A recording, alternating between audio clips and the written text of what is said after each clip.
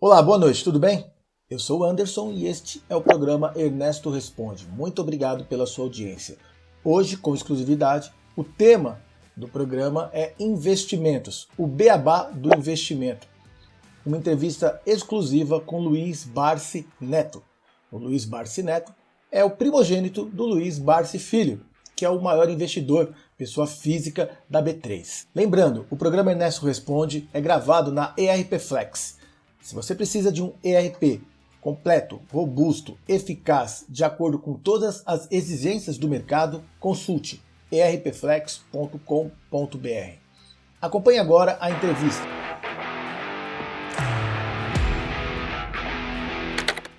Pessoal, hoje nós estamos aqui com uma pessoa que vai nos ensinar um monte de coisas, principalmente na área de investimentos. Eu estou aqui com Luiz Barsi Neto, filho de Luiz Barsi Filho. E todos vocês devem conhecer, tem o livro dele aqui que eu já li, um livro que explica como você ganhar dinheiro na bolsa, no mercado financeiro. Então vamos conversar sobre isso. Se apresenta, fala um pouquinho da sua trajetória, como é que começou, o que você está fazendo hoje. Então vamos lá. Mais uma vez, falando, meu nome é Luiz Barsi Neto, eu sou nascido e criado na Zona Leste de São Paulo. Eu desenvolvi toda a minha carreira comecei trabalhando lá aos 8 anos de idade na feira e depois no início da década de 80 eu vou trabalhar numa empresa, uma multinacional, trabalhei 10 anos, então construí a carreira, mas sempre com aquela veia empreendedora.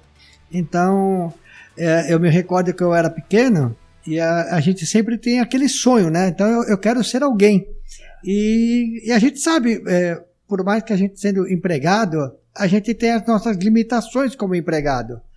E eu falei, poxa, um dia eu vou querer ser empresário, né? Ser dono do meu negócio. Aí o meu primeiro negócio, foi lá na feira, foi vendendo limão, depois fui fazendo carreto, depois eu fui trabalhar numa oficina mecânica como empregado, mas eu queria aprender a dirigir, e lá eu aprendi a dirigir com 9 anos. Depois que eu trabalho toda essa parte em CLT, eu me recordo que a gente começa a investir, começa a ter um pouco de recurso. Na década de 80 foi uma década muito difícil, né? Então a inflação...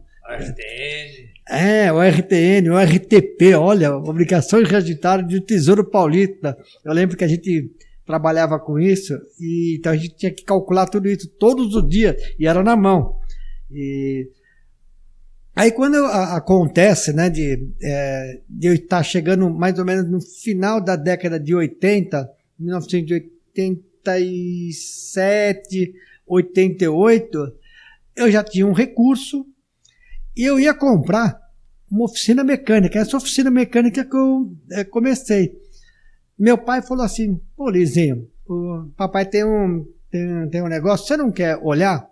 Meu pai tinha uma casa lotérica, lá no centro, lá na Avenida Rio Branco, 440. Nossa. Você não quer comprar uma casa lotérica? Meu pai era na General Osório. É perto. Então, aí eu falei assim, quero. E só que eu continuava trabalhando, então eu continuei trabalhando no CLT. E eu me recordo que, você deve se recordar também, que teve a crise, né? Então teve a crise na década de 90, o Collor entrou, aprende dinheiro, não aprende dinheiro. E eu já tendo a casa lotérica, as empresas multinacionais que estavam aqui no país começaram a ter uma certa dificuldade. Então eu trabalhava numa empresa que era líder na atividade dela, e ela começa a ter começa a mandar, teve um corte muito grande de funcionários, ela mandou 50% de todo o efetivo no Brasil embora. E eu falei, o quê? Não, eu podia ser eu que está indo nesses 50%. Então foi onde eu me interessei em comprar. Aí teve essa casa lotérica, eu não tinha dinheiro para comprar toda a casa lotérica, era uma atividade cara.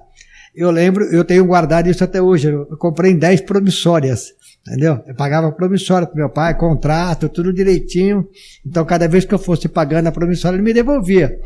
Então, e eu tenho guardado isso até hoje, então foi a primeira casa lotérica. E eu me recordo que quando no dia 18 de fevereiro de 91, eu sou mandado embora lá da Monsanto. E aí o pessoal falou assim, Bart, agora eu estou te mandando embora. Eu falei, mas amanhã eu tenho que ir trabalhar, amanhã, 8 horas da manhã eu estou lá. E eu assumi a loja. Então, lá eu começo a minha veia empreendedora, tá? Literalmente. Então, e nesse mesmo dia, é o dia que eu marco a data do meu casamento. Eu lembro que eu cheguei em casa, né? Eu falei assim na época, minha namorada, hoje a minha esposa, tenho 2 notícias só para te dar, uma boa e uma ruim. Fala boa primeiro. Falei, passei na igreja, lá aqui no Tatuapé, e marquei a data do casamento. Feliz, chorou tudo. E a ruim, fui mandado embora hoje, mas amanhã eu vou trabalhar. Mesmo assim ela quis casar. Nós casamos, marcamos a data, tudo. Aí, nessa construção de você ser empreendedor, eu nunca tinha sido o dono. Eu tinha comprado a lotérica, eu tinha gerente, subgerente, aquelas coisas mas eu não era o dono. Então, e como é que você faz para aprender? Eu cheguei lá para o gerente, para o subgerente, e falei, olha, agora eu estou assumindo, não faz mais sentido vocês aqui. Eu vou assumir o negócio. Mas Luizinho, você não vai conseguir fazer nada. Falei, olha, faço faculdade, tudo. Eu não acredito que isso deva ser tão difícil. Então, se vocês conseguiram aprender, eu tenho certeza que eu vou conseguir aprender. E nisso eu assumi a lotérica, literalmente para trabalhar. Eu comecei a trabalhar. Nisso eu construí uma trajetória que eu chego a ter 3 casas lotéricas. Aí depois investi também no ramo educacional, tive 2 escolas de educação infantil. Tive apiário, então a gente revendia mel, né? No centro de São Paulo eu tinha uma barraca no Largo do Café, atrás da bolsa, na porta da bolsa, lá tinha uma barraquinha lá de mel. Junto com meu pai acabou comprando um imóvel lá em Mongaguá, nós montamos uma pousada, depois mini hotel. Hã? Um hotel. Mini hotel, uma pousadinha, tudo. Bem popular. Então, assim, para as pessoas que não tinham muita condição. Aí depois a gente acaba vendendo, e eu sempre, desde esse período todo, Ernesto, eu sempre fiz o trabalho, vamos dizer, o que eu faço hoje, que é uma assessoria. Então, porque meu pai trabalhava numa corretora de valores, e a gente acabava investindo. Então, eu investia lá, tinha o RTN, tinha o juro diário. Então, toda a reserva que eu tinha, tá? O que sobrava, eu colocava para investir. Então, parte ia na renda fixa, parte ia na renda variável, e assim foi montando-se uma carteira de ações. Então, assim, já teve ações boas, ações ruins, mas a gente sempre foi fazendo esse trabalho. No final dos anos 2000, nós estávamos passando uma situação de muita insegurança aqui no país, em termos de segurança pública mesmo. Como eu tinha as casas lotéricas, eu tive uma sequência de assaltos muito grande. Tá? Então, assalto à mão armada, tudo, sequestro, aquelas coisas todas. Levavam todo o dinheiro. Levavam todo o dinheiro, então, dá aquela dor de cabeça. Aí chega um belo dia, meu pai falou assim, a gente já faz a parte trabalha a parte de assessoria, tudo. Você não quer vir trabalhar com o papai? Aí você vai administrando os clientes do papai? Tá bom, então, aí eu começo a vender as lojas, eu vendi as 3 lotéricas, vendi as 2 escolas, e fui trabalhar full time na parte de assessoria de investimento. Então, durante um bom tempo, praticamente quase 10 anos, eu fui o assessor do meu pai, tá? Então meu pai é o investidor e assessor também, eu passo a ser o assessor dele, e aí trabalhando... Aí você já tinha uma corretora? Ou como é que não, nós prestávamos serviço, eu era contratado, um PJ2, né? Uma PJ, prestava serviço mesmo. Aí quando chega mais ou menos em 2008,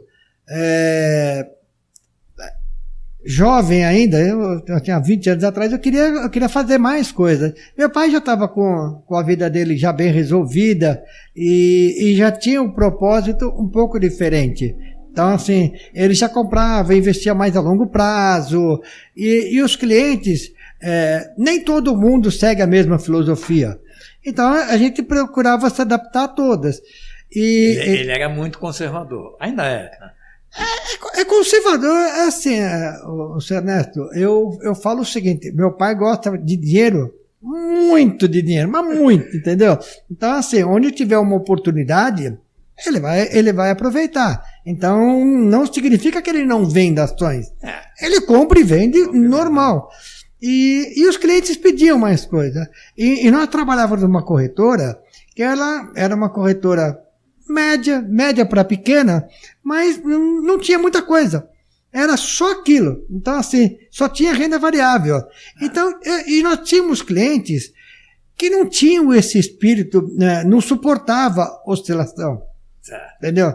Aí eu lembro que quando chega mais ou menos 2006, 2007, você deve se recordar disso, nós começamos a ter a alta de juros americana, aí de uma hora para outra, o presidente lá do Banco Central americano, ele corta os juros em 2%, 3%, a bolsa sobe, cai, e logo em seguida vem a crise de 2008.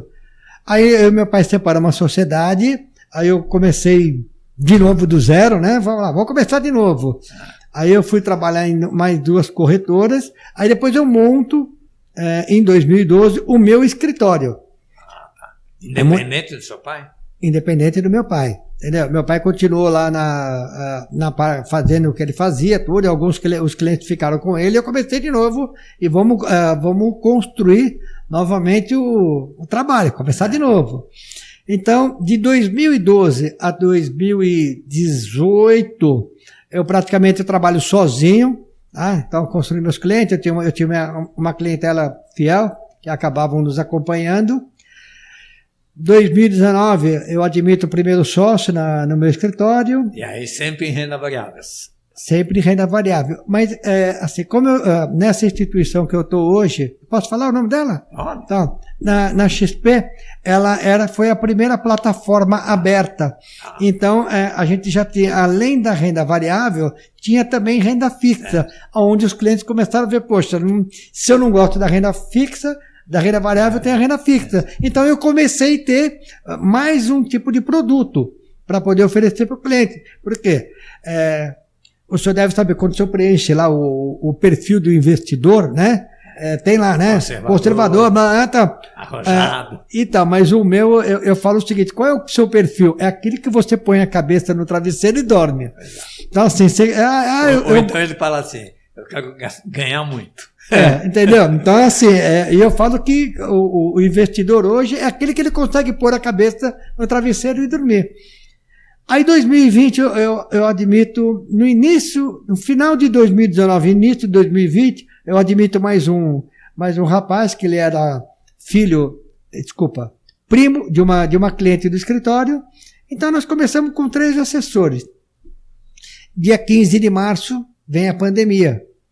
Então os meus 2 filhos que trabalhavam em outros lugares acabam vindo para casa. Papai, o Matheus era do setor de turismo, o Murilo trabalhava no setor de varejo e acaba ficando sem emprego. Aí vieram trabalhar. Aí eles chegam, começam a ver eu falando com os clientes, o cliente mandando vender tudo, eu mandando comprar. Não, agora é para comprar, não é para vender, para comprar as ações. E aí nós começamos o nosso projeto, ainda meio que modesto, um projeto de expansão. Meus filhos vêm para o negócio e... Mais gente trabalhando. Assim, o jovem, aquele bem atirado, então é isso. Quanto mais cliente, você tem cliente, quanto mais patrimônio você administra, mais cliente, mais comissão, mais receita. Isso. Então, eu tinha lá meus 50 clientes, né? Não tinha muita coisa. Eu trabalhava com 50 clientes, eu tinha uma clientela boa e... Aí eu falei, então vamos aumentar essa clientela. Então eu lembro que aí começando aquela crise, pandemia, a gente não sabia, né, aonde ia chegar isso, né? Porque na pandemia, eu nunca passei por ninguém, eu acho que ninguém aqui passou por uma pandemia. Então, todo mundo imaginando 2, 3 meses, isso acabaria. Demorou mais tempo. Aí começa, né, essa parte de live, começa a questão da exposição. Aí meus filhos falaram, pai, a gente tem que aparecer, as pessoas têm que saber que você existe, né? Então, jovem, né? Tudo, tem que saber que você existe. Vamos criar um site? Eu falei, um site? Eu sou meio duro de gastar dinheiro, eu não gosto de gastar dinheiro, não. Não, mas site é barato. E eu não sabia, né? Por quê? Aí nós começamos a cotar para fazer um site. Pô, um chegava e falava, eu faço o site para todas as corretoras, tudo, 35 mil reais. Eu falei, que é isso? Eu não vou pagar 35 mil reais no negócio. Aí, uns jovens, que eram clientes do escritório, ele falou assim, tio, eu faço o site pro senhor. Quanto vai custar? Ah, vai custar 2 mil reais. Eu falei, puta, 2 mil reais, filho? Pra mim é tudo na casa, porque a gente não tem essa experiência. Ele falou, não, pai, vai dar. Eu sei que eles fazem o lançamento do site, Ernesto. Eu falo para você, a quantidade de clientes que o site acabou trazendo se pagou em 2 meses. Os 2 mil reais. Com o nome Barsi. Com o nome Barsi. O meu escritório, eu tenho um escritório desde 2006 que chama-se MM Barsi, que é o nome as iniciais dos meus filhos, né? Mateus Michel Barsi e Murilo Michel Barsi. Entendeu? Então é a MM Barsi. E agora foi repactuado como a Barsi Investimento. E o escritório, né? Ele começa a tomar outro formato. Então, aí em 2020 começamos a crescer, 2021, crescendo bastante. Aí chegou setembro, julho para agosto, eu peguei Covid. E eu fiquei quase entre a vida e a morte. Eu fiquei com o pezinho, com o pezinho do outro lado lá. Aí meus filhos ficaram preocupados, né? Então assim, poxa, se você vier faltar, então assim, perde a essência do negócio. E desde então, Ernesto, eu fui muito poucas vezes na XP, na sede da empresa, porque eu tinha lá, trabalhava do meu jeito, tudo. Você tinha seu escritório? Eu tinha meu escritório, tudo tranquilo. E trabalhava, eu tinha um escritório em casa, né? Eu tinha meu escritório tudo em casa, tudo. Aí o meu falou, a gente precisa crescer. Aí em novembro eu vou para uma reunião na XP, aquela reunião de comitê, né? Que vai todos os escritórios. Eu acho que foi a primeira reunião que o pessoal saindo da pandemia, que a XP reúne, tinha que fazer teste para ver se tinha, não tinha Covid. Aí eu vou nós vamos lá, eu acabo conhecendo um rapaz, ele tinha uma operação, nós fizemos uma junção de operações, e então a gente passa a ter ele vem com mais 6, 7 assessores, então o nosso escritório dobra de tamanho. Yes. Então assim, dobramos de tamanho em 2021. Aí passa o ano de 2022, nós crescemos a 2 dígitos. Final de 2022 eu dou uma recuada, eu dou uma ajustada, então assim, estava se perdendo o foco, então algumas pessoas que não tinham foco da empresa, a gente acaba desligando, entendeu? Reformulamos todo o negócio para a parte da assessoria, aí nós voltamos a crescer novamente. Então a gente cresce, chegamos a crescer 2 dígitos por semestre. Então crescemos 2 dígitos primeiro semestre de 2023, segundo semestre de 2023, aquela listinha que eu estava te mostrando antes da gente começar. Então a gente sai de 3 assessores, hoje nós estamos com 57 assessores. 57. 57. E antes de vir para cá, nós temos para entrar no próximo contrato, se eu não me engano, já tem mais 12. Nós temos uma previsão de crescimento, né, de contratação de assessores, terminar o ano de 24 com 80, nossa, entendeu? E o ano de 25 ainda dobrar de tamanho. Vamos falar então um pouco de investimento agora. Isso, certo? Vamos lá. Que é o seu negócio. Que a gente pode ajudar. Você continua 100% em bolsa ou também trabalha com renda fixa? Vamos lá. O Luiz Barsi Neto investe 100% em bolsa. Então eu tenho os meus investimentos, a mesma linha do meu pai, 100% em bolsa, e tenho meus imóveis também. Eu gosto de um pouquinho de imóveis. O nosso escritório, assim, ele oferece todo aquele ecossistema que se tem de investimento. Então tem renda fixa, fundo, tesouro, CDB, LCA, LCI, crédito privado. Nós temos um ecossistema completo. Consórcio, seguros, câmbio e mais algumas outras coisas que nem sei ainda que tem. Mas tem também lá. Então dentro do ecossistema tem. O que acontece, né? Quando chega alguém que deseja vir investir, então assim, a gente procura primeiro fazer aquele bate-papo, aquela entrevista. Por quê? Nem todo mundo suporta o 100% de renda variável. Nem todo mundo suporta perder. Nem todo mundo suporta a variação negativa. Né? Então, assim, quando tem a variação negativa, você não deixou eu ganhar. Quando a variação é positiva, eu tive uma boa escolha, nós ganhamos. Então, assim, eu procuro fazer essa análise e junto com a equipe de profissionais que nós temos hoje, mostrar o que há de melhor para o cliente. Certo. Então, o que faz sentido para ele. Entendeu? Então, assim, quando vem um cliente que ele vem receber uma herança, bom, ele tem lá, se aquele vai ser o dinheiro da vida dele, então, assim, você vai ter que fazer uma boa conversa com ele para ele deixar esse recurso, ele tem que estar um recurso mais seguro. Então, assim, no fundo. Tem uma certa liquidez para ele sacar. Então, assim, você monta. Hoje é muito mais fácil, né? Você montar até uma carteira de renda fixa com pouco risco. Risco, todo o investimento tem.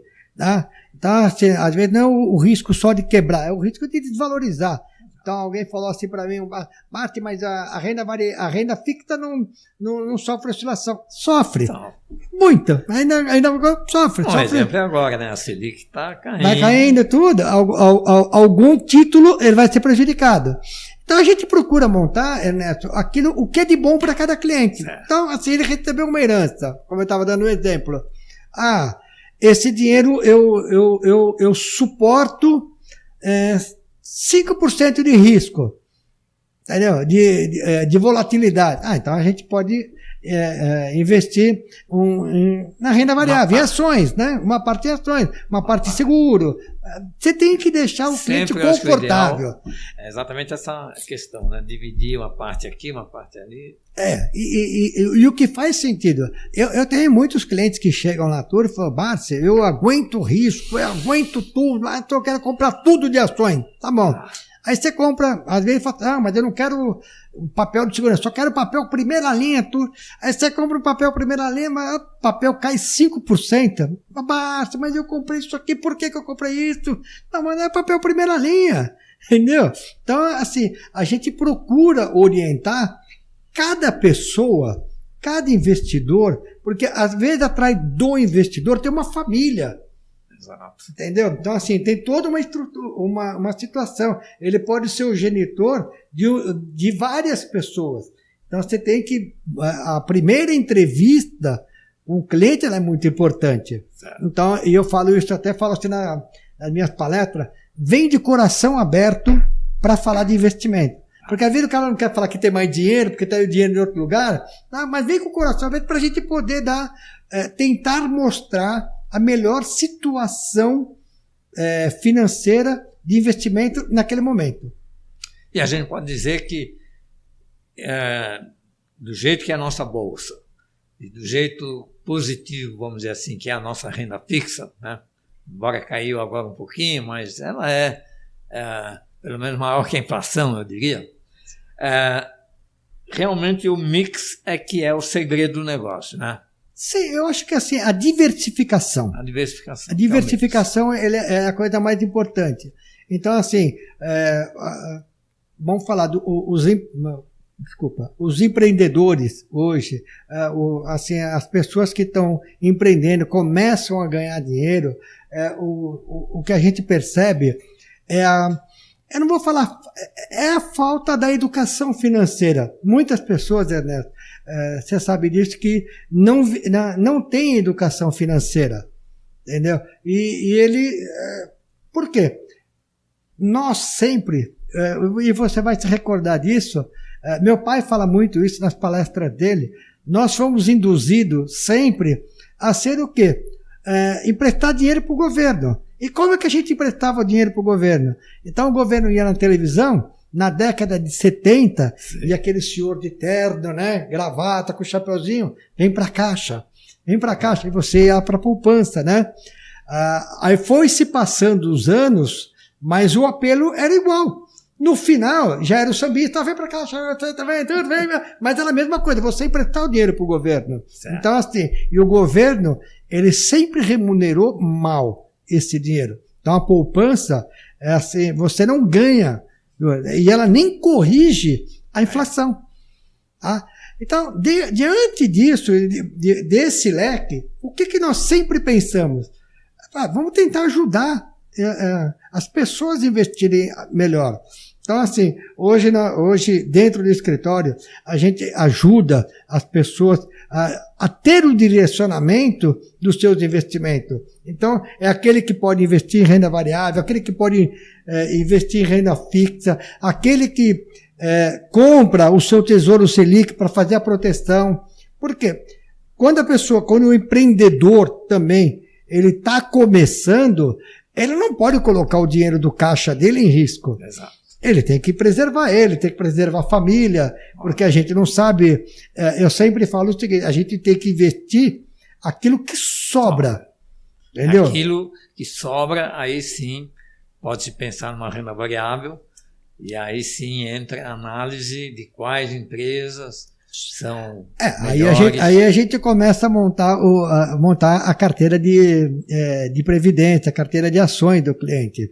Então, é aquele cliente que, quando você vai montar uma carteira de médio e longo prazo, uma carteira previdenciária, você não compra as ações na bolsa, você compra um projeto de investimento. Então, quando você vai comprar ações de uma instituição financeira, na razão direta você procura saber qual é o histórico dela. Não significa o que fez no passado vai acontecer no futuro, entendeu? Mas se historicamente tem esse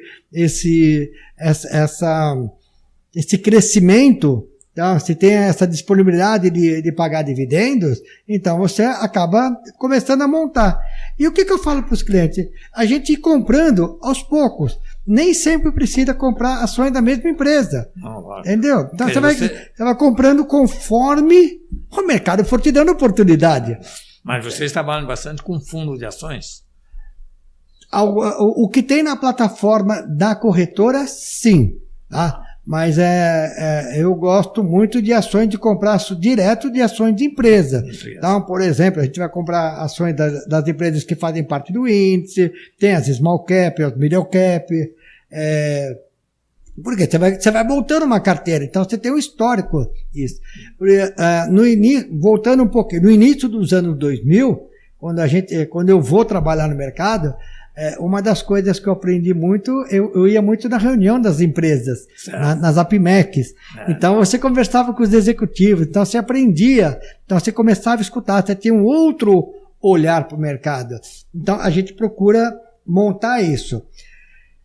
A questão de fundos, quando a gente vai para um fundo de ações, a gente procura alocar aquele investidor que tem muito pouco recurso. Certo. Porque às vezes não dá, vou dar um exemplo, não dá nem para comprar uma ação. O cliente tem R$50, R$100, às vezes você não consegue. Então você leva ele para esse fundo de investimento, ele acaba sendo, participando, ele começa a sua vida financeira. E quando ele atingir um patamar um pouco maior, aí já tem a própria carteira dele. A gente já começa a montar a própria carteira dele. Então, deve ter muita gente que está nos ouvindo que não tem muita bala. Qual é o valor mínimo que você aceita para que a pessoa vá lá no seu escritório e você faça o investimento para ela? Hoje, R$100. R$100? R$100 a pessoa já pode começar a investir. Isso é um incentivo, né? É um bom eu incentivo. acho que é assim, porque você sabe disso, quando você vai olhar os fundos de investimento, tem alguns fundos de investimentos que o mínimo para se aportar é R$100. Então, acho que assim, E muitas corretoras, muitos escritórios nem aceitam cliente com R$100. Mas se a gente não der, ajudar a pessoa a dar o primeiro passo, Exato. então aí ela acaba indo para a poupança e nunca vai ter o espírito de investir. Então isso, Ernesto, é uma coisa que eu tenho com os meus filhos e com as pessoas que trabalham conosco. Nós temos que atender aquele investidor que tem R$100 é aquele investidor que tem milhões de reais. Porque aquele que tem 100, um dia talvez ele vai ganhar uma herança, então vai montar um negócio. Sim. Então ele vai prosperar. Vai ter um aumento de salário. Entendeu? Ele vai ter um bom recurso. Então ele pode investir depois. Exato. Então eu nunca escolhi o investidor. Tem muitos escritórios que eles escolhem o investidor pelo patrimônio. Pelo patrimônio dele. Não, assim, se a pessoa chegar com R$100 lá, a gente dá atenção. Entendeu? Nós temos uma equipe bem robusta lá, bem grande, para poder atender todo mundo. Entendeu? Agora, a gente que é investidor, as pessoas que investem, elas também sempre querem ficar craques, quer dizer, querem começar a entender como é que isso funciona. Quais são os índices que você recomenda que a pessoa siga para realmente começar a entender o mercado? Tem uma Selic. A Selic é o mais fácil. A Selic já é uma situação, é um parâmetro. É um parâmetro. É um parâmetro. Que sobe, desce, sobe. Nem sempre. Então, assim, tem inflação, começar a saber o que é inflação, o que é o índice de preço ao consumidor, atacado, aquela coisa que taxa de juros. A taxa de juros. Então, mas uma coisa que eu falo para todo mundo, assim, se você quer começar a aprender um pouco de investimento, eu não sou eu leio livros, mas eu leio muita notícia. Eu leio notícia o dia inteiro. Então, assim, eu pego inúmeros portais de notícias, claro, toda a parte financeira, e eu tento me atualizar por lá. Porque hoje nós temos essa facilidade. Então você vai se lembrar, no Google, né? Apertou no Google, lá você tem tudo. Então você começa a ter essa educação financeira. E, junto disso, ter um bom profissional que possa te apoiar, entendeu? Que possa te amparar na sua trajetória de investimento. E fatos políticos e econômicos, quer dizer, a gente que está investindo, está lá vendo os índices, está vendo a Selic, está vendo indicações de inflação e tal, mas quais são, assim, fatos econômicos que a gente lê no jornal, que a gente falou, esse fato aqui vai afetar principalmente as ações, né? Porque a Selic, ela já é mais suave, mas as ações é mais... As ações, assim, quando nós temos eventos, né? Então, eu sempre falo isso, quando uma empresa ela está com algum evento, por exemplo, quando uma empresa está com possibilidade de ser vendida, então a gente sabe que pode haver oscilações. Quando tem alguma mudança brusca de profissionais. Então, vou falar, recentemente, nós tivemos, há uns 2, 3 dias, nós tivemos que uma empresa que já está cotada, fez o IPO, tudo, estava com gestão profissional. O gestor profissional sai e volta o fundador para a empresa, para tomar conta da empresa novamente. O senhor mercado não gosta. Certo. Então as ações querem 30%, mas continua dando lucro, só mudou, então porque acha que vai retroceder. Quando nós temos também interferência política. Então, recentemente nós tivemos a fala do presidente da Petrobras, ele fez um comentário que os dividendos que a Petrobras pagou nos últimos 4 anos não devem ser os mesmos. Naquele dia o papel caiu quase 10%. Exato. Aí depois saiu o balanço, se confirmou. Ele falou que soltou um dividendo bem mínimo. Caiu mais 10%. Então as ações estavam R$44, veio para 36%. não mudou nada o foco da empresa, mas no mercado de valor, no mercado de ações, parte, além de ser o posicionamento da empresa, é expectativa futura. Então, se ela vai continuar pagando dividendo, então a chance dela subir e prosperar na cotação é grande. Se ela começa a falar que não vai pagar dividendo, então o pessoal acaba fazendo troca de posição para ir buscar empresas que vão pagar melhor dividendo. Nós tivemos também a insistência do governo em querer colocar mais um representante na Vale.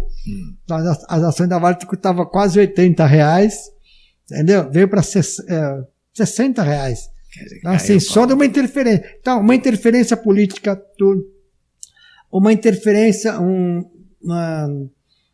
o que eu brinco, né? Ato de Deus faz as empresas também terem oscilações bruscas, mudança de... A entrada de uma empresa internacional, né? Sim, uma entrada de um player. Também nós tivemos recentemente no setor de varejo, né?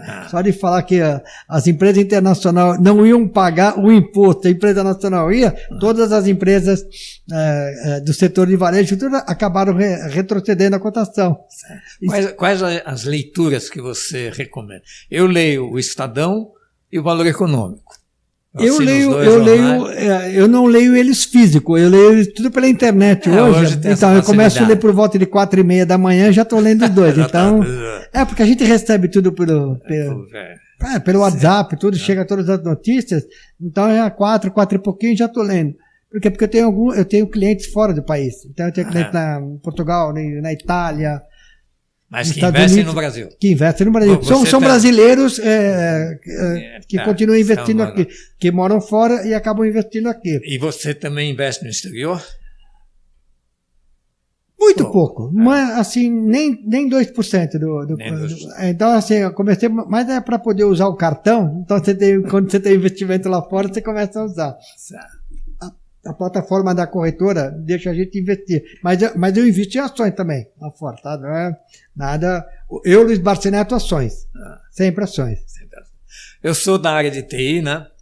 Então eu estou aqui maluco com esse negócio da IA, inteligência artificial.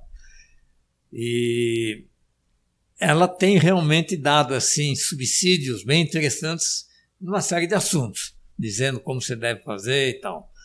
Você acha que isso vai afetar o mercado de ações, vai fazer com que o investidor também tenha mais condições de ganhar? Quer dizer, no volume total de ganhos e perdas de investidores, com a IA, vai haver uma melhoria? Então, assim, eu tenho um pensamento para a parte da inteligência artificial. Você sabe melhor do que eu, tá? Eu não sou... Se você fizer uma pesquisa na inteligência artificial, qual a melhor ação para comprar? Isso. Ele vai chegar, ele vai pesquisar e vai falar que a melhor ação para comprar é a ação do tal banco. Tá. Você imagina todo mundo indo comprar ações desse banco. Então, o que vai acabar acontecendo? Vai valorizar. Qual a ação que o lucro deve diminuir, vai cair tudo, vender? Aí ele pode sinalizar uma empresa. As ações vão cair. Entendeu? O simples fato de anunciar faz com que aquela previsão ocorra. Né? Vai ocorrer, porque assim, quanto mais gente estiver fazendo a mesma coisa que uma pessoa tem, ou vai subir ou vai cair nas ações. Então, o que eu acho que nunca vai substituir, na minha opinião, a inteligência artificial para os investimentos é um negócio chamado experiência. Então, alguma coisa você não vai conseguir. Então, se tiver todo mundo indo para um lado só, você tem que falar, cara, será que tá certo? Então, eu acho que, nesse sentido, ainda ter o profissional, ter a experiência, ter a inteligência humana, ainda acho que não substitui. Tá? Agora, como corretora, quando ela começa a ter perdas assim, o que ela pode fazer para exatamente satisfazer seus clientes, quer dizer, não deixar seus clientes loucos da vida? Seria, por exemplo, sair de ações e entrar na renda fixa? Orientar isso? Eu acho que vai acontecendo muito, Ernesto, do perfil do investidor. Então, assim, o investidor, tá, de renda variável, aquele que compra participação em empresa, aquele busca o dividendo, ele não sai da renda variável. Entendeu? O que pode acontecer? Ele fazer a substituição de patrimônio, de ações. Então, vou te dar um exemplo. Tem, em determinados momentos do mercado, isso eu não sei te precificar quando, mas algumas empresas, todas elas são ciclos. Então, eu não conheço nenhuma empresa que só sobe. Exatamente. Também não conheço uma empresa que só cai. Entendeu? Então, às vezes você, já tem aquela empresa que ela chega num preço que, na minha visão, ou na visão de grandes analistas, que ela fica com um preço proibitivo, então a gente fala, está na hora de vender. Entendeu? Por quê? Porque o mercado de valores, o mercado de renda variável, ele não é um mercado de compra e venda, ele é um mercado de oportunidades. Então, às vezes a oportunidade está lá e você não compra. Entendeu? Porque, vai cair mais ainda. Então, nós estamos falando, poxa, algumas empresas tiveram aí com viés político e a cotação teve uma queda brusca. Mas vai cair mais. Então, eu não sei onde vai chegar o fundo do poço, mas eu vou estar lá para tentar comprar. Então, aonde você vai pescando. O que as grandes corretoras, o que no caso a XP faz muito, ela tem uma análise. Então, assim, quando você vai passar uma análise macro, então, da economia, então, historicamente, juros em baixa, bolsa para cima. Exato. Historicamente, juros lá em cima, bolsa para baixo. Tá. O que eu falo? Quando acontece isso, oportunidade. A oportunidade vai aparecendo para quem quer montar posição em renda variável. Que é onde você vai aumentando o seu bolo. Porque os dividendos, eles são pagos por quantidade de ações possuídas, não pela valorização. Então, meu pai brinca quando...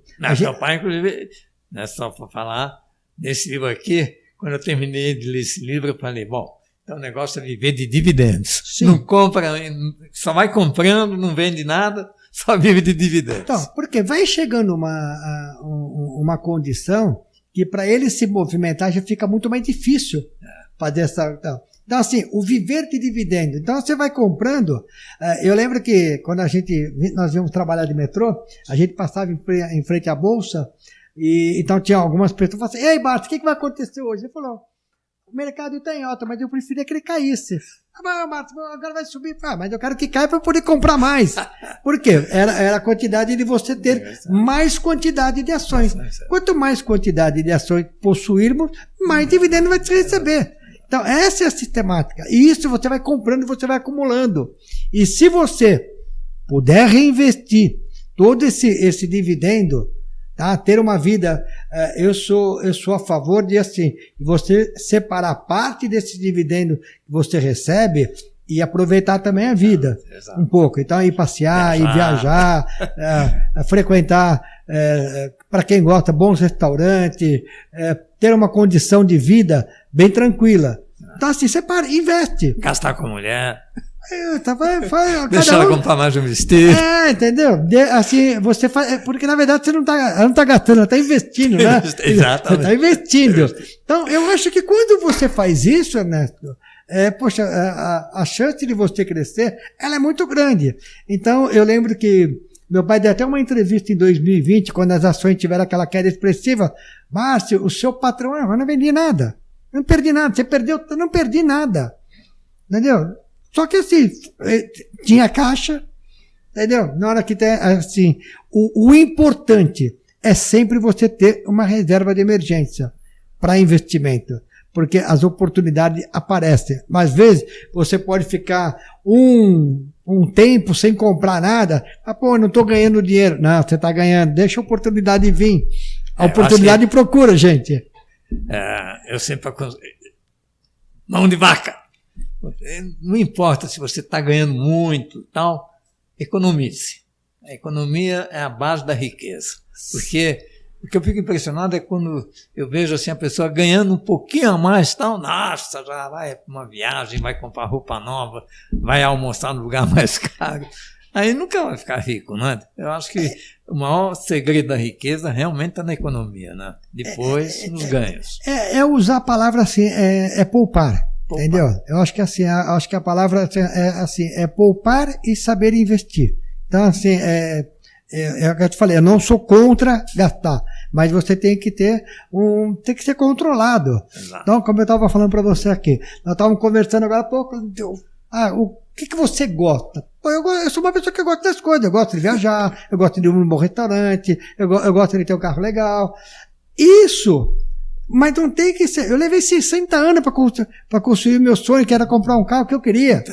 Entendeu? Então, assim, hoje, muito jovem, já ganhou um dinheiro. A primeira coisa que ele faz, ele compra um carro de 4, 5 milhões de reais. Aí, por falta de dinheiro, compra 3, 4 carros. Ele pode, tudo bem, ele pode. Mas e lá na frente? Porque não pode exagerar, sem dúvida. Entendeu? Eu acho que a gente tem que ter, assim, bastante coerência nos nossos investimentos. E assim, volto a falar para vocês, procure sempre um bom assessor de investimento, que ele vai te direcionar a você fazer os seus investimentos dentro do seu perfil. Tá? O meu perfil é o travesseiro, né? O que põe alguma coisa, mas dentro do seu perfil. Entendeu? Eu acho que sempre que a gente conseguir ter esse equilíbrio, a chance de dar errado é muito pequena.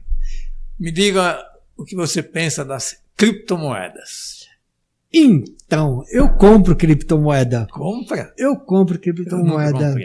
Então, vamos lá. E quando é assim, no ano de 2008, 2009, quando se começou a falar do Bitcoin, eu sou um cara que eu sempre fui, eu falei, eu não leio livro, mas eu leio mais notícias.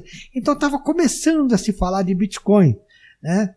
E vou ser sincero, Neto, eu lembro que eu comecei a fazer alguns comentários, a frase que eu escutei, no mínimo uns 10 anos, Bitcoin não tem lastro. Meu pai falava, não tem lastro. Não tem lastro, não tem lastro. Eu vou ser sincero, entendeu? E aí o que fez? Eu não comprei. Né, em 2008 lá, eu podia ter comprado um monte de Bitcoin, tudo. Mas eu já tinha certeza que se eu tivesse comprado lá, numa alta lá, parte eu já teria vendido, porque a gente tem também aquela sistema, lucro bom é lucro no bolso, né? Exatamente. Em 2020, com a pandemia, um dos meus filhos estavam fazendo o MBA, né? E teve uma aula de blockchain. Tá? Pai, tá tendo uma aula de blockchain. Ele falou, não quero saber isso daí não, tudo. Pai, escuta essa aula. Ele tá fazendo uma aula de gestão empresarial. Escuta essa aula. Não quero. Mas como eu estava em pandemia, não dava para sair final de semana, nada, tudo. Eu peguei e assisti a aula desse professor, Rafael Chanin, que era da PUC do Rio Grande do Sul. Assisti uma aula. Eu falei, deixa eu ver. Assisti a segunda vez. Assisti 4 vezes a aula dele. Aí estava começando essa fase, né, de fazer live, tudo, e eu nunca tinha aparecido. Então, assim, se você me chamasse há 4 anos atrás para fazer um podcast, não ia sair nada, eu ia ficar travado, não ia conseguir fazer. Aí eu falei, filho, marca uma live com ele. E o Rafael me explicou o que era o Bitcoin, entendeu? E o que eram os blocos. Então, assim, o Bitcoin ele foi formado por 23 milhões de blocos e ele é finito. Se ele é finito, vou trazer para minha concepção. É igual a uma planilha de débito e crédito. Você tem débito e crédito, ele termina igual. Correto? Correto. Quem tiver disposto a comprar, vai ter que comprar do outro. E você sabe quem são as pessoas. Então você começa então. Você sabe quem é dono de cada bloco. O Bitcoin ele é assim. Então essa informação. Você tem essa informação em tempo real. Se tiver mais gente comprando, pode ser um um ativo de transferência de renda? Sim, pode ser. Pode ser um ativo de um meio de pagamento? Pode. Pode ser uma poupança? Também pode. Mas só que assim, qual é o lastro disso? Não tem lastro, mas ele tem o quê? Aí tem, você que conhece melhor que isso, tem o tal dos númerozinhos lá que forma para você formar o seu bloco. Eu falei, e logo acho que no ano seguinte é lançado o primeiro ETF na Bolsa, que foi o Hash 11. E eu falei assim, poxa, meus filhos estavam, quando eu aceitei, meus filhos compraram lá na Binance e tudo. Algumas dias eu falei, compra algumas coisinhas para mim também, algumas moedinhas para mim. Então eu acabei comprando alguns projetos. E quando vem o ETF de criptomoeda para a Bolsa, que era uma cesta de 10 produtos, eu comecei a acompanhar mais ainda. Então, assim, eu tenho uma concepção que isso veio para ficar, entendeu? Para ficar. Veio para ficar. Então, assim, você sabe disso, que você ainda que tem mais expertise que eu nessa parte de tecnologia, de informação, né? Então, assim, são dados, são números. E vai subir. Cara, isso vai subir dependendo. Se todo mundo, é o que eu estou falando, da inteligência artificial, soltar lá, que tem que comprar Bitcoin, ele vai subir, ele vai explodir. Depende da oferta e da procura. É oferta e procura. Então, exatamente isso. Então, assim, hoje eu compro, eu tenho isso em carteira também. Tá? Eu, por ser assessor de investimento, eu tenho o meu tudo atrelado a ETFs, tá? Mas meus filhos têm as moedinhas dele lá nas plataformas, tudo internacional. Isso eu acho que ele tem que fazer parte da diversificação. Então, tem que ter eu acho que demanda mais atenção. Isso é 24/7, né? Entendeu? Eu já cheguei a ter cliente me ligando, Márcio, subiu 50% hoje. Puta que legal, tudo, olha, fizemos um bom negócio. Márcio, caiu 70%. Caiu 70%. Então, assim, nós tivemos muitas moedas memes, né? Então, teve dos cachorrinhos lá do Dogecoin, aquelas coisas todas. Então, assim, não são projetos. Dentro do ativo cripto, existem alguns projetos que eu acho que cada um tem que ler e entender os projetos de criptomoeda. Então, eu acompanho alguns, e isso, sabendo a ideologia do projeto, faz sentido. Eu, assim, quando me perguntam, eu respondo o seguinte, falo assim, uma empresa, né, quando você compra uma ação, você está dependendo da venda do produto, da concorrência, de fatores concretos. Enquanto que numa moeda dessas, você depende só da oferta e da procura. Sim. Aí fica muito mais delicado. Porque aí você precisa ficar realmente muito atento, porque a oscilação vem, opa, você precisa o famoso entrar no Não, o famoso tô rico, tô pobre, né? Tô rico, tô pobre, entendeu? Então, assim, e eu defendo também, Ernesto, é o seguinte, eu já cheguei a falar isso em algumas entrevistas, que seria interessante, tá, as empresas nossas da Bolsa, elas terem ativos tokenizados. As empresas. Então, assim... O que significa isso? Por exemplo, porque hoje, se você falar para um jovem, compra ações? Não. Mas ele compra um token, ele compra um meme. Então. E por que não uma empresa pegar lá 2% do seu capital, transforma em ativos criptoativos e coloca para negociar? Uma ideia. Então, assim, eu já falei, eu falo com bastante pessoas, mas assim, porque aí você muda um discurso antigo. Não tem lastro. Se você pegar um token da Airplex, ela vai ter lastro. Porque ela é uma empresa que trabalha, entendeu? Ela vai gerar lucro ou não. Ela tem um produto, tem um serviço. Ela tem um produto, ela tem um serviço. Então ela passa a ter um lastro. Exato. Então você desmistifica o lastro. Então você passa a ter lastro. Então eu sou a favor de... por quê? A gente sabe que hoje na Bolsa nós temos aproximadamente 6 milhões de CPFs. e que negociam criptoativo, nós estamos falando em 45 milhões. Nossa. Olha a demanda que nós podemos ter por isso, se nós transformássemos isso também para as empresas brasileiras. Ah, entendi. Quer dizer... Você vai, pô, imagina 45 milhões de pessoas podendo comprar um token na sua empresa ou uma menor parte de um criptoativo da sua empresa. Principalmente empresas que não abriam capital. Que não abriram capital. Mas assim, quando não abre capital, né, aí a gente volta no negócio e você vai entender. Quando você está com o capital aberto, passou pelo crivo da CVM, passou pelo crivo da Bolsa, então pode dar errado, mas mais pessoas já analisaram. Quando você compra um token de uma empresa de capital fechado, por mais que você tenha tudo, você não tem tanta regulação. Exato. Eu acho que eu sou a favor. O meu desejo, eu acredito que até o desejo do meu pai, não era ter só 300 e poucas empresas da Bolsa. Era ter igual nos Estados Unidos, 5 mil, 10 mil empresas. Entendeu? Pudesse ter mais gente vindo para o mercado. Entendeu? Nós poderíamos ter uma das bolsas mais, eu acho que assim, mais rentáveis do mundo. E as pessoas aqui poderiam estar numa condição muito melhor. Eu acredito que o Brasil vai chegar lá.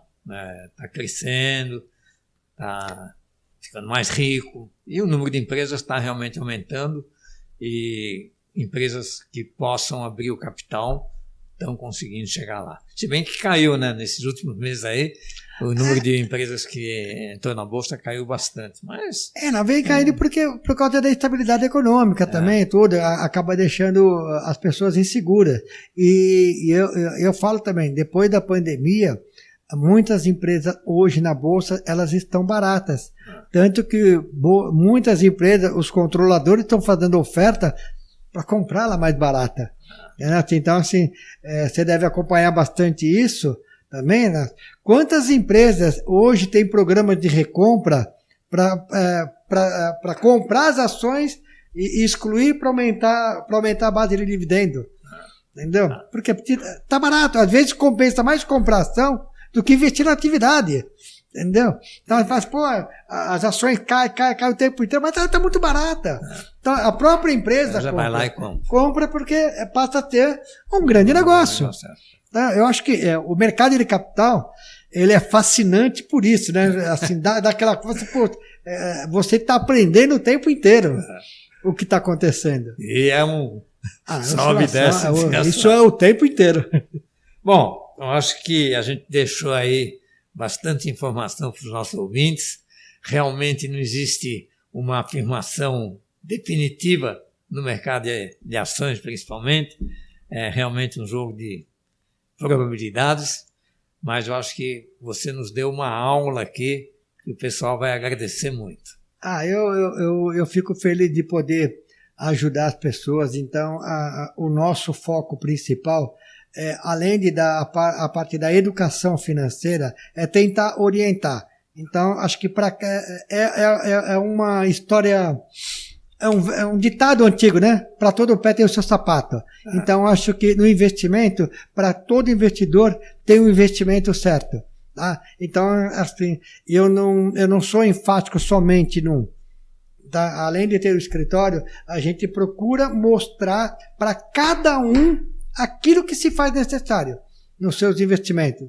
Então, você sabe muito bem, tem pessoas que não investem em outra coisa se não for no Tesouro Selic. E você tem que respeitar, entendeu? Tem que respeitar a pessoa, ela se sente segura, entendeu? Mas aí você que está nos ouvindo, viu o que ele falou no começo. A partir de R$100, você pode chegar lá, investir, e você vai ganhar, principalmente, mais uma emoção na sua vida. Porque todo dia você vai ler o jornal lá e vai ver se a bolsa está subindo, então, se a ação caiu ou subiu. Antigamente era no jornal, né? Mas, puta, a bolsa subiu.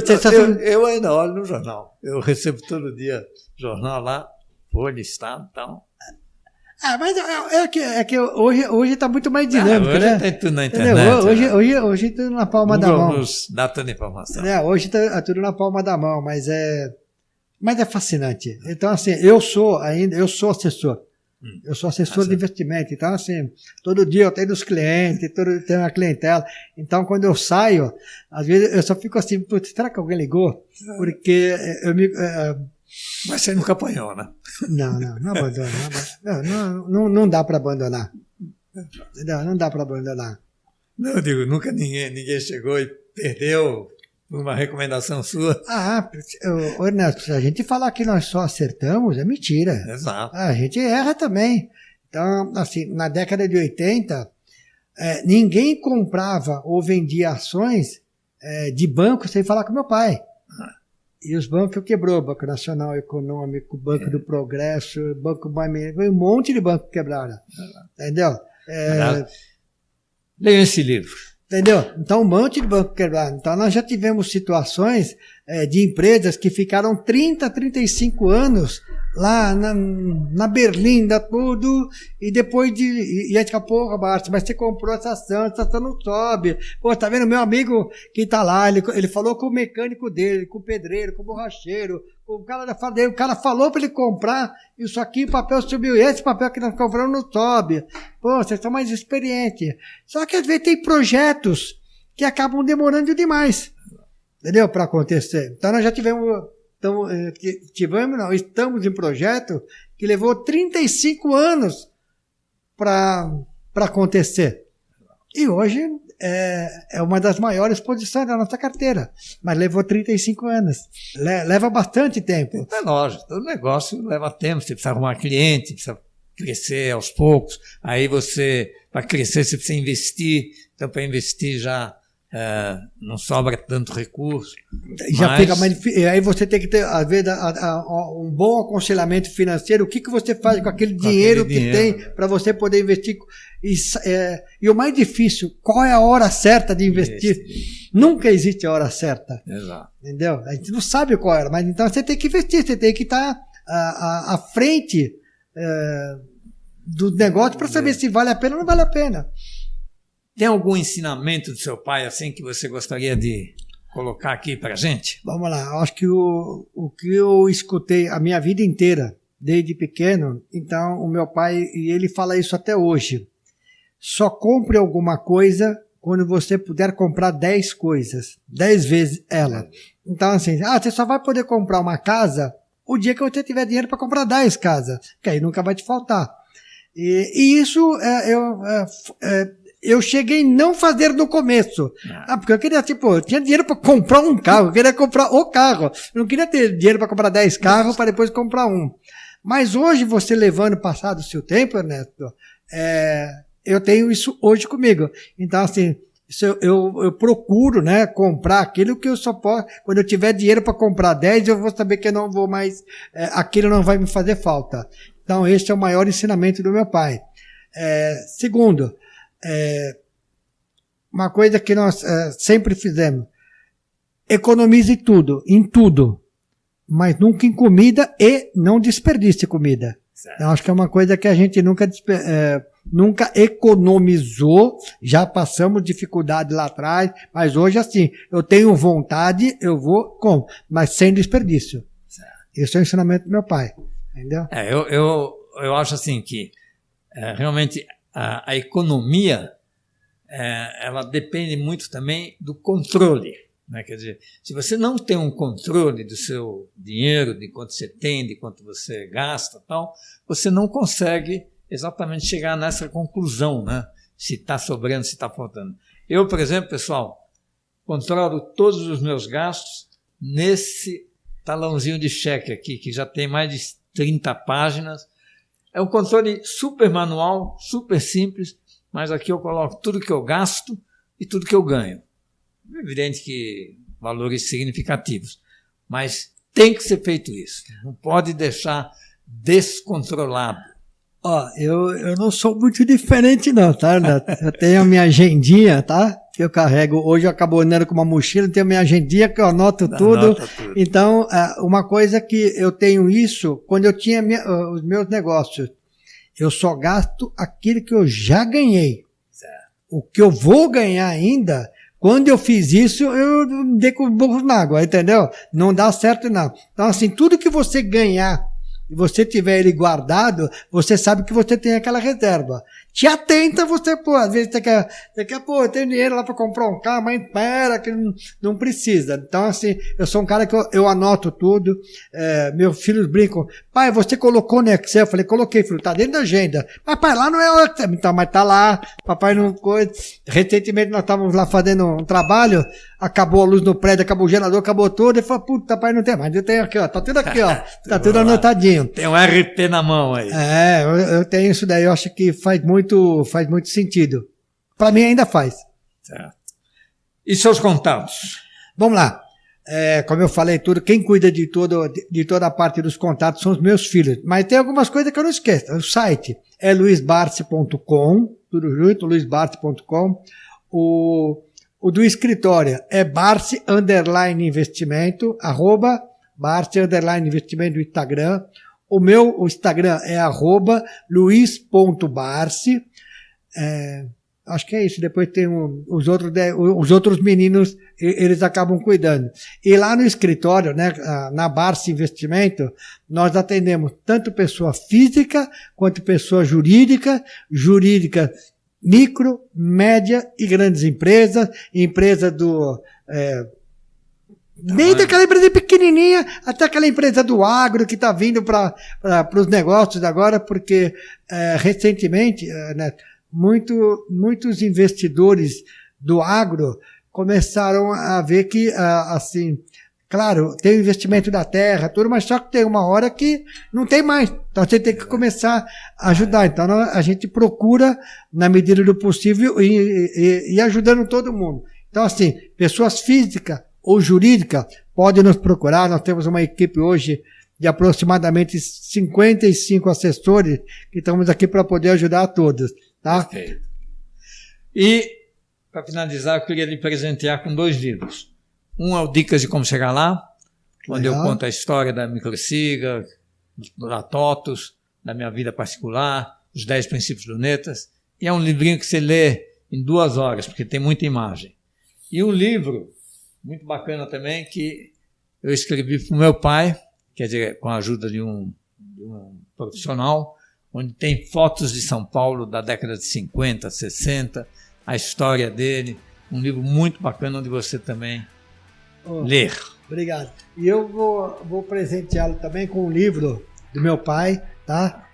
Aqui conta a história de um filho de um imigrante que nasceu, né? Num dos maiores, nasceu e viveu, né, num dos maiores cortiços de São Paulo. Então, o título já diz, né, o rei dos dividendos. Tá? Então, a gente pode falar que ele saiu do nada pro bilhão. Legal. Eu já li esse livro, mas, sem dúvida, aprendi muito com ele. Eu acho que é uma lição de vida, entendeu? Eu acho que é a ser seguida. Tá? Pessoal, próxima quinta-feira, mais um programa Ernesto Responde. Muito obrigado. Um abraço a todos.